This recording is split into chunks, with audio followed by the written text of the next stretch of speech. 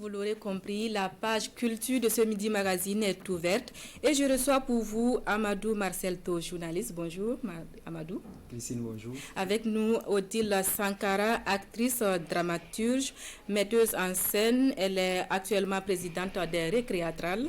Bonjour madame. Bonjour. Amadou, il sera donc question des arts de la scène. Justement, Christine, nous allons notamment évoquer les récréatrales dans ce numéro, ce rendez-vous culturel qui se tient chaque 2 ans à Gongé, c'est à Ouagadougou.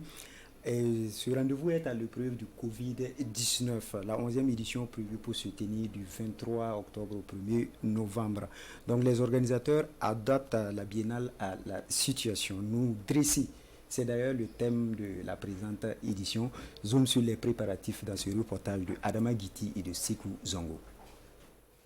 L'art au service des communautés et de la société. Et c'est le théâtre qui se manifeste comme avant-gardiste des chocs de la société burkinabé.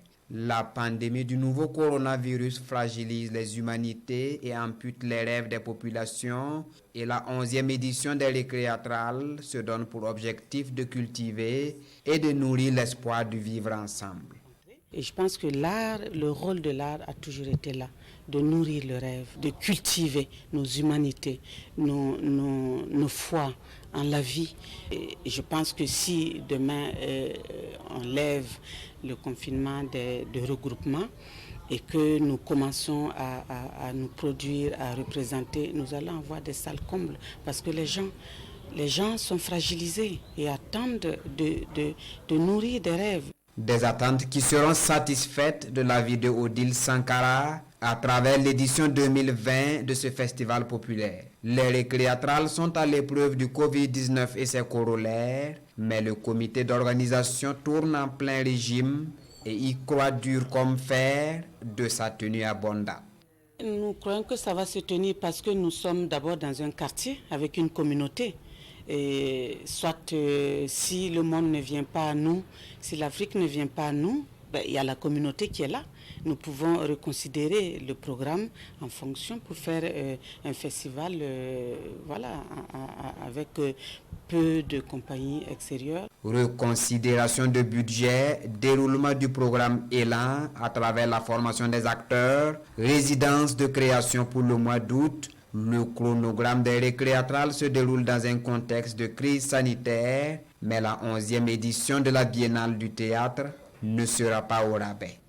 L'art n'est jamais au rabais, mais c'est comment tenir une flamme avec d'autres façons de créer. D'abord, les récréatrales étaient faits au début pour nous, notre communauté. C'est pour ça que nous l'avons implanté au cœur du quartier à Gonguin, dans les familles. Les Récréatrales 2020, c'est du 23 octobre au 1er novembre prochain. Situation sanitaire oblige, le comité d'organisation préconise la réappropriation de l'esprit communautaire local. Retour sur ce plateau, Madame Sankara, dites-nous, que faut-il entendre par réappropriation de l'esprit communautaire local? Oui, parce que généralement, comme nous faisons l'art et que c'est une expression qui est appelée à rencontrer du public et nous voyageons beaucoup. Il faut aussi sortir avec nos productions, rencontrer d'autres publics et nous sommes toujours partis. Et quand on fait les récréatrales, il y a beaucoup de monde qui arrive, d'Afrique et aussi d'Europe. Et donc on peut avoir tendance, c'est pourquoi je relativise, on peut avoir tendance à croire que comme les frontières sont fermées, et comme il n'y a pas de moyens, nous n'allons pas pouvoir tenir l'édition. Et je pense que c'est pour ça que je ramène ça à la genèse. Le début, pour nous, c'est comment partager le théâtre avec notre communauté, notre public. C'est pourquoi le lien social est important, c'est pourquoi le théâtre en famille est important. Et à Gonguin, les familles deviennent pour nous les théâtres. Donc, ils nous ouvrent leur intimité. Et c'est important en tout cas pour moi, se réapproprier ce public-là que nous avons aussi façonné ici. Nous avons un public aujourd'hui au Burkina. Et c'est important. Alors, Madame Sankara, coronavirus on en parle toujours. Est-ce que cette pandémie, avec ses nombreuses restrictions, ne va-t-elle pas jouer sur l'esprit même de la manifestation quand on connaît le caractère populaire de l'événement? Bon, pour l'instant, nous y réfléchissons. Bien évidemment, nous sommes toujours en laboratoire parce que les récréatrales, il faut le savoir, c'est un laboratoire pour nous de création, de formation et de réflexion. Et nous sommes en réflexion, nous sommes en réflexion par rapport à tout ça. Alors, si, comme disent certains esprits scientifiques, si la pandémie va mettre du temps à arriver, c'est pas mois de juillet, mois d'août, mois de septembre en Afrique, au Burkina, qu'allons-nous faire? Je pense qu'il va falloir aussi qu'on travaille avec des médecins qui vont nous aider à prendre des mesures d'hygiène. En ce moment, nous jouons aussitôt. Aristide a participé Aristide, c'est le directeur artistique des récréatrales. Il a participé à une création aussitôt qui se déroule en ce moment. Et chaque soir, on joue depuis le 20. Et ça se passe très bien parce qu'on a observé les mesures d'hygiène 1 mètre par spectateur. Donc, il va falloir que nous prenions aussi en compte cette donnée-là. Mais nous espérons que d'ici fin octobre, parce que c'est du 23 octobre au 1er novembre, peut-être que l'eau aura coulé sous les ponts et nous pourrons librement faire notre édition. Madame Sankara, vous détenez actuellement les rênes de la présidence des récréatales. Quelle sera votre touche pour faire davantage rayonner cette manifestation culturelle? Pour moi, ce qui est fondamental dans notre métier, parce que c'est un métier qui est perpétuellement en mouvement, le théâtre tel qu'on le pratiquait quand moi j'ai commencé, ne se pratique plus comme ça. Donc le théâtre aussi avance avec l'évolution du monde, l'évolution de nos sociétés. Et la question de la formation, elle est importante. Elle est importante et c'est pourquoi dans la biennale, l'année intermédiaire, nous mettons l'accent dans la formation. Pas la formation classique techniquement comme on l'a toujours fait, mais aussi comment nous pouvons nourrir notre imaginaire en partant du patrimoine culturel, en partant de nos valeurs culturelles, pour en sorte créer aussi une esthétique théâtrale propre à nous. Et je pense que tout le travail de réflexion avec Aristide, c'est aussi ça, la part de la création et de la formation, et que les jeunes viennent de partout d'Afrique. Si on arrive à essaimer comme ça à travers le continent, on peut espérer, en tout cas renouveler le théâtre, en faire un théâtre pas africain parce que j'aime pas le terme, mais un théâtre qui puise dans le socle des valeurs et de la culture africaine. D'une manière générale, quel regard vous portez sur le théâtre au Burkina Faso? Le théâtre au Burkina Faso, il faut dire qu'il y a toujours, comme je dis, ça évolue. On a eu de grands maîtres. Moi, j'ai commencé à l'époque des grandes gloires du théâtre parce qu'on avait de grands maîtres. Moi, j'ai commencé avec Amadou Bourou, à la compagnie Ferren. Il y a eu Jean-Pierre Guingané, paix à leurs âmes. À leur âme. Il y a Prosper Compaoré qui est toujours là et qui nous accompagne.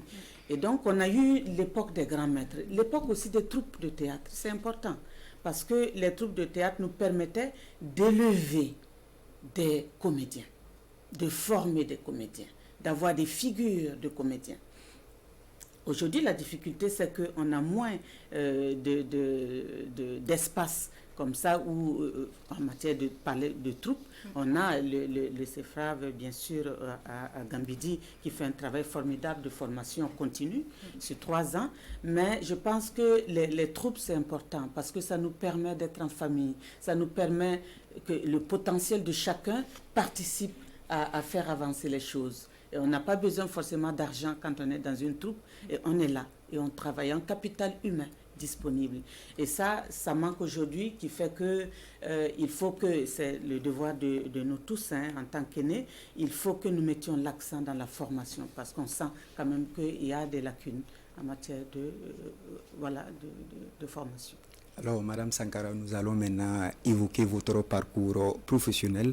Vous êtes la sœur cadette du président, le capitaine Thomas Sankara. Vous avez commencé dans les années 90 avec Amadou Bourou comme mentor. Est-ce qu'ils vous arrivent parfois vous avez joué dans plusieurs scènes, on peut le dire ainsi, mais est-ce qu'il arrive parfois d'utiliser vraiment le théâtre pour continuer et sinon poursuivre le combat de votre défunt frère? Oui. Il faut dire que chaque Africain, je vais en Afrique, chaque Burkinabé, chaque Africain, chaque créateur a, en tout cas au fond de lui, une part de Sankara. Parce qu'il a impulsé une dynamique culturelle et artistique. Et donc ça sommeille en nous. Et bien évidemment, ça peut être inconscient chez certains et conscient chez d'autres, de continuer ce qu'il nous a légué. C'est un héritage.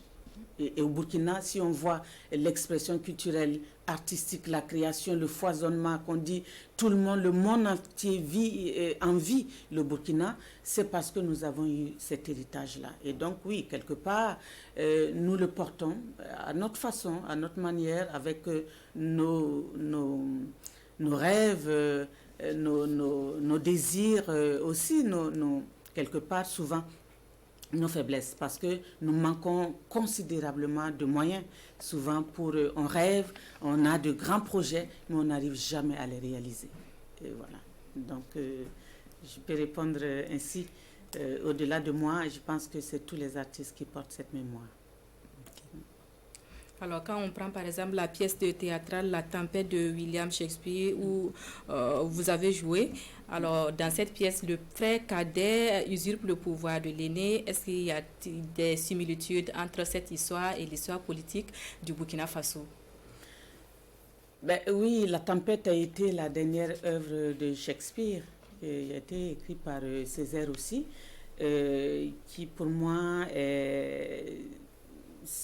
c'était la rencontre entre l'artiste et l'homme. C'est-à-dire que quand on regarde Shakespeare, là, Prospero à la fin, il va demander pardon au public, pardon d'avoir versé du sang dans les théâtres. Et c'est d'ailleurs la seule œuvre où il n'y a pas du sang sur le plateau.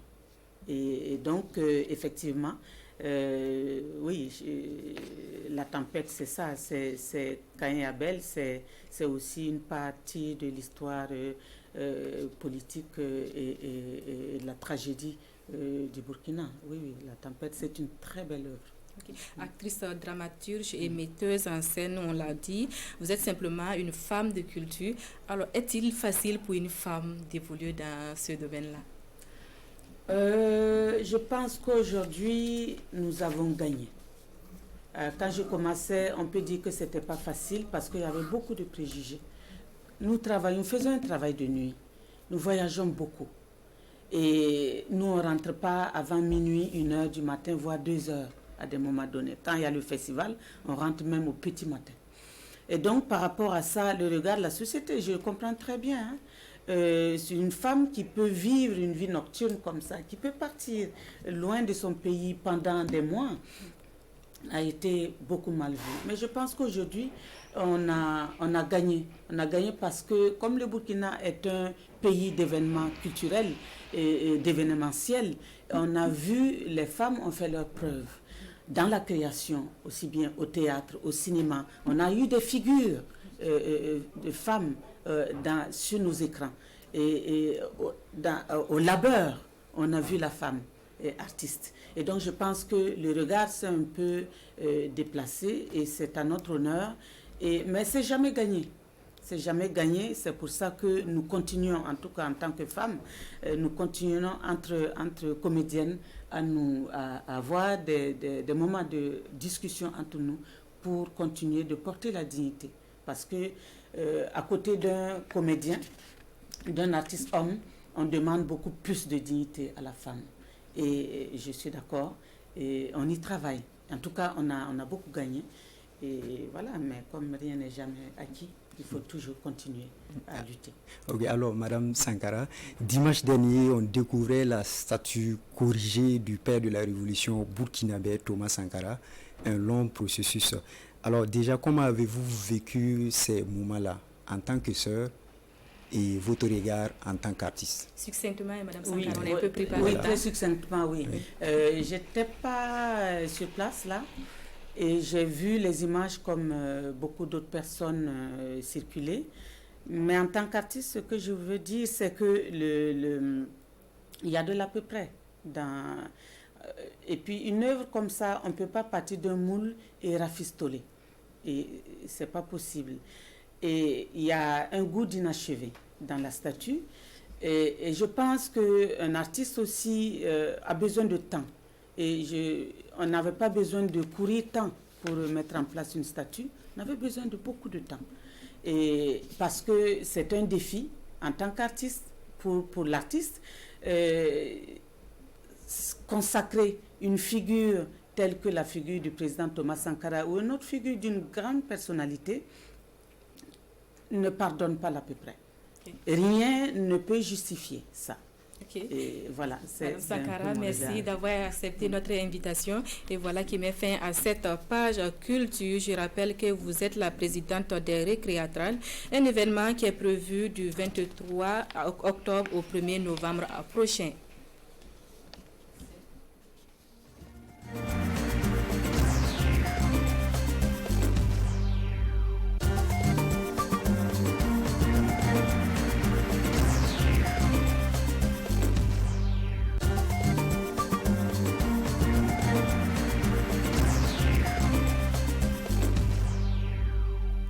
Je reçois pour vous Jérôme Tiendrebeogo pour la page sport de ce Midi Magazine. Bonjour Jérôme. Bonjour Christine.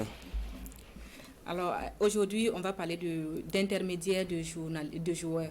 Voilà, c'est la nouvelle appellation d'agents de joueurs, ceux qui servent d'interface entre le joueur et les clubs. C'est en quelque sorte un impresario, pour parler comme en théâtre. Alors, celui-là qui est chargé de soigner l'image du joueur, de montrer ses qualités pour pouvoir le vendre. Je n'aime pas trop ce terme-là, mais c'est ainsi que ça se passe. Alors, une activité très complexe. Et pour en savoir davantage, Jean-Modeste Ouedraogo et Moussa Ouedraogo ont signé pour vous ce dossier. Agent de joueurs ou intermédiaire, voici un secteur d'activité peu connu ou mal connu par le public sportif burkinabé. Pourtant, ces hommes de l'ombre jouent un rôle important dans l'ascension des footballeurs. C'est d'abord de conseiller l'enfant, de permettre à l'enfant de ne pas aller signer un contrat sans chercher à comprendre ce qui est à l'intérieur du contrat. Parce que très souvent, ce qu'on remarque, les enfants, quand ils vont pour la signature de contrat, la première idée, d'abord, c'est l'argent. Ils ne cherchent pas véritablement à lire le contenu du contrat. Est-ce qu'il y a des clauses du contrat qui peuvent les condamner à la fin de leur contrat, ou bien il y a des pièges qui sont dans le contrat? Non. En général, les enfants, eux, c'est la première des signatures qui les intéresse. Au Burkina Faso, on dénombre près de 40 agents de joueurs reconnus par la Fédération burkinabé de football. Beaucoup d'entre eux détiennent la licence FIFA, le précieux sésame qu'il fallait obtenir à l'époque pour exercer dans ce métier. Dire que je suis arrivé un peu par hasard dans ce groupe-là d'agents de joueurs. C'est le regretté Koraïre, qui était secrétaire général de la fédération à l'époque, qui m'a un peu poussé à cela. Parce qu'il voyait que j'aidais beaucoup les joueurs. Et souvent, quand les joueurs devaient partir à l'extérieur, j'étais avec eux. Donc, il m'a dit, mais au fond, il y a un truc là que la FIFA organise, le concours pour être agent de joueur. Au lieu d'aider les joueurs comme ça peut te rapporter un peu d'argent aussi. Je dis, ah bon, ok. Et bon, je me suis renseigné, puis j'ai passé le test, j'étais admis. Aujourd'hui, pour faire carrière dans ce secteur d'activité, nul besoin d'une licence délivrée par la FIFA. En effet, depuis le 1er avril 2015, l'instance internationale a libéralisé le système, donnant ainsi le pouvoir aux fédérations nationales qui réglementent la profession. Cette situation a favorisé l'arrivée massive de parents ou d'amis autour des joueurs, ce qui pourrait expliquer leur manque d'ambition et le manque de professionnalisme. Il y a beaucoup de travail autour du joueur. Si j'ai un conseil vraiment à donner à ces joueurs-là qui doivent faire des sacrifices à un moment donné pour dépasser là où ils sont. Quand ils arrivent à chaque étape, c'est un nouveau défi. Voilà, si vous voyez aujourd'hui le défi de Messi, c'est toujours encore gagner tout ce qu'ils ont devant lui pour aller de l'avant. Donc je peux vous dire que c'est ça que le problème de Burkinabé a l'air. Parce que ceux qui les gèrent, soit c'est la familialité, soit c'est les amis, soit c'est vraiment pas la professionnalisme qui sont autour d'eux et qui le disent la vérité réellement pour arriver au sommet. Au Burkina Faso, Bourama Maïga, ancien international burkinabé, devenu agent des joueurs après sa retraite, est une figure de proue dans ce métier. À son actif, plus d'une dizaine de joueurs transférés vers l'Europe. Son plus grand succès dans ce métier est le transfert de l'international burkinabé Edmond Tapsoba vers le club allemand du Bayer Leverkusen. Un transfert estimé à près de 20 millions d'euros. À un moment donné, ça me dépasse. Et les gens qui sont venus me voir, je regardais celui qui avait plus de modestie dans son travail, c'était Deco. Puis je lui ai dit, ok, je vais travailler avec lui, voilà, pour voir jusqu'à où on peut arriver avec Edmond au niveau international. On pouvait l'amener tout de suite à Arsenal ou Chelsea. Il y avait beaucoup de demandes. Et dans les divans, mais on avait trouvé que ce n'était pas encore arrivé. Il avait besoin encore de jouer, mais on avait choisi de l'amener dans les 4 plus grands championnats quand même de l'Europe pour encore apprendre. Et je peux vous dire que c'est sa première saison en première division. Première saison. Il a déjà 46 matchs. Si vous ajoutez les matchs des étalons, ça va être 50. Et moi, je peux dire bravo. Parce que si on n'avait pas travaillé, s'il n'avait pas écouté, rester, ne pas venir en vacances, il a loupé 3 vacances. Il a fait ses sacrifices pour arriver à cette niveau. Dans les années 2000, Dr Edouard Traoré, considéré comme le pionnier dans ce métier, a géré la carrière de plusieurs internationaux burkinabés. Bon, les premiers que j'ai fait sortir avec l'aide d'un camarade togolais, c'est Balima, Benjamin et Florent Rwamba pour la Moldavie. J'avais eu la chance d'avoir un ami togolais qui était en contact avec l'équipe de Sheriff FC de Moldavie. Et ils se sont intéressés à ces 2 joueurs-là qui sont partis. Et comme il avait... C'est plus lui qui a fait le travail. Comme il avait plus de contact là-bas avec le directeur sportif de l'équipe, voilà, ils ont même signé avant d'arriver. Le pharmacien de profession fait un diagnostic du nombre peu élevé de footballeurs professionnels burkinabés dans les 5 grands championnats en Europe. Extrait. Pour lui, cette situation n'incombe pas aux agents de joueurs nationaux. Notre championnat, qu'on le veut ou non, n'est pas très médiatisé. L'équipe nationale, peut-être, est médiatisée. Quand il y a les Coupes d'Afrique, les éliminatoires de la Coupe du Monde et tout. Ce sont ces joueurs-là qui sont vus. Or, en général, ces joueurs sont déjà en Europe. Moi, je pense que c'est comme ça qu'il faut voir. Peut-être qu'on est un peu trop gourmand. On a envie que nos joueurs soient mis en chose, mais il faut du travail. Pour éviter les agents des joueurs ou intermédiaires véreux, un règlement a été adopté par la Fédération burkinabé de football pour régir l'exercice du métier. Il y a beaucoup qui vivent très bien de ce métier, mais quand on y vient aussi, il faut avoir beaucoup de sérieux. Alors Jérôme Tiendiro-Béougo. Oui, il faut tout de suite féliciter Bourama Maïga qu'on a vu dans l'élément de Jean-Modeste Ouedraoui. Il a reçu le prix africain du développement PADEV, récompensant l'excellence en tout cas dans divers secteurs d'activité. Donc il a reçu ce prix-là pour le compte de l'année 2019 sous la houlette de la Fondation 225. Vous imaginez que les agents de joueurs ne travaillent pas pour rien. Alors lundi, dans Intégral Foot, on va reparler de cette question d'agent de joueurs et vous saurez comment se fait la clé de répartition, parce que vous savez que c'est très important. Quand on dit que Edmond Tapsoba a été transféré à hauteur de près de 20 millions d'euros, c'est une somme colossale. Alors il y a une clé de répartition et que nous allons vous proposer en tout cas dans notre livraison de lundi dans Intégral Foot. Alors venons-en à l'actualité, l'élection présidentielle à la Fédération burkinabé de football. L'élection du 22 août s'annonce palpitante parce que pour la première fois, on a 5 candidats déclarés. Nous avons reçu samedi dernier M. Bertrand Kaboré, le jour de la déclaration donc, de sa candidature. C'était pour coller avec l'actualité. Nous avons décidé de remonter dans le temps. Le premier candidat, c'était Amadou Traoré, qui n'est pas disponible. Le deuxième, c'était M. Lazare Bonzé, qui n'est pas disponible. Donc, on reçoit aujourd'hui M. Mori Sanou, que nous allons présenter brièvement. Vous avez 61 ans, joueur, vous avez joué comme au JCB. c'est bien ça, JCB, et à l'Étoile filante de Ouagadougou, entraîneur à l'AS Sonabel, à l'USFA et aussi au Santos. Vous avez occupé plusieurs fonctions, donc au ministère des Sports et des Loisirs, directeur général des Sports et des Loisirs, directeur des Sports pour tous, également au Comité national olympique des sports burkinabé, vous êtes chargé de cours en administration du sport. Vous êtes également instructeur d'entraîneur de la Fédération néerlandaise de football pour football de jeunes en Afrique. C'est bien ça? Alors, bienvenue sur ce plateau, Monsieur Sanou. Merci. Dites-nous, Monsieur Sanou, pourquoi vous êtes candidat? Je suis candidat pour deux raisons principales. La première raison, parce que depuis 1995, j'ai conçu une vision du développement du football burkinabé qui devait aboutir au professionnalisme en 2010. Et j'ai travaillé avec plusieurs présidents de fédérations et plusieurs ministres des sports. J'ai essayé de faire passer la vision, mais ça ne passe pas. Il y a certains éléments qui sont appliqués, mais qui ne vont pas à leur terme. Je prendrai l'exemple de la Ligue nationale appelée aujourd'hui Ligue professionnelle. Cela vient de cette idée, de ce projet-là.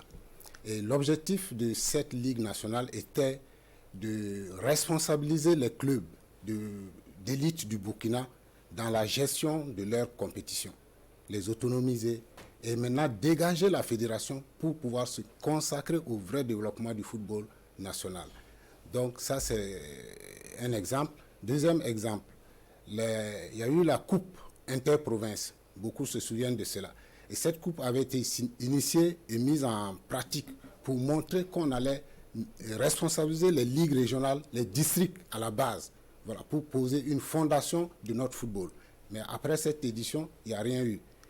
Donc ces idées-là montrent qu'il y a quelque chose de bien assis qui est préparé, mais qui n'a pas abouti jusqu'à présent. Donc je veux être candidat parce que j'ai vu que ceux qui sont là ne peuvent pas le faire parce qu'ils ne perçoivent pas comment il faut le faire. Donc il est important que moi-même je me propose parce que le besoin est là. Donc au regard de tout ce que vous avez dit, vous pensez que vous avez les atouts nécessaires pour sortir vainqueur de cette élection-là? La victoire, ça dépend de la décision des acteurs. Moi, mon objectif, je pense que en toute chose, ce que l'on recherche, c'est le profit, c'est-à-dire c'est l'intérêt. Quand on pose des actes, on cherche des intérêts. Voilà. La nature de l'intérêt peut varier, mais l'homme n'agit pas sans un objectif, voilà, qui lui est profitable. Donc, pour moi, j'ai un projet qui correspond aux objectifs recherchés. Et c'est ce projet que je veux exposer aux décideurs. C'est à eux maintenant de choisir. S'ils veulent qu'on aille ensemble, là, j'irai avec eux et nous aurons des résultats. Ça, c'est certain. Mais un projet vieux de 25 ans, il est toujours d'actualité? Très actuel. Alors, on a vu qu'en 2012, vous étiez candidat. Vous êtes déclaré candidat. Oui. Vous avez déclaré votre candidature en 2016 également, mais vous n'êtes pas allé jusqu'au bout. Est-ce qu'en 2020, M. Maurice Sanou sera candidat? C'est pour ça que je l'ai bien précisé dans ma déclaration, en disant que en 2012-2016, je ne suis pas allé au bout. Pourquoi? Parce que j'ai voulu qu'on fasse le consensus autour de notre football. Mais le constat que je fais, les gens font plutôt le consensus autour des hommes et non pas autour des idées qui peuvent nous amener au développement. Voilà. Merci beaucoup, M. Maurice Sanou. Alors, samedi prochain, on va recevoir un autre candidat, M. Laurent Blaise Kabore, le 5e candidat déclaré, M. Laurent Blaise Kabore, qui est l'actuel vice-président de la Fédération burkinabé de football. En attendant cet invité-là, qu'est-ce que vous avez au programme pour ce week-end? Pas grand-chose, hein. Vous savez qu'il y a beaucoup d'activités, mais la Bundesliga qui a repris, le seul championnat européen qui a repris, en tout cas parmi les 5 grands championnats, c'est la Bundesliga, le championnat allemand, et il dispute sa 27e journée ce week-end. Et en ce moment même, Edmond Tapsoba, dont on parlait tout à l'heure, et son club, le Bayer Leverkusen, sont en train de disputer un match très important contre le Borussia Mönchengladbach, 3e au classement. Et en cas de victoire, Edmond Tapsoba et son club pourraient monter 4e si Leipzig ne s'en sort pas dans son opposition. Et lundi, dans l'Intégral Foot, à 21h, on va parler essentiellement de la CAN 96. Merci Jérôme Tienderbego pour toutes ces informations. À vous, M. Sanou, merci d'avoir accepté notre invitation. Voilà qui met fin à ce 13h. Merci à vous qui l'avez suivi chez vous. Bon après-midi à tous.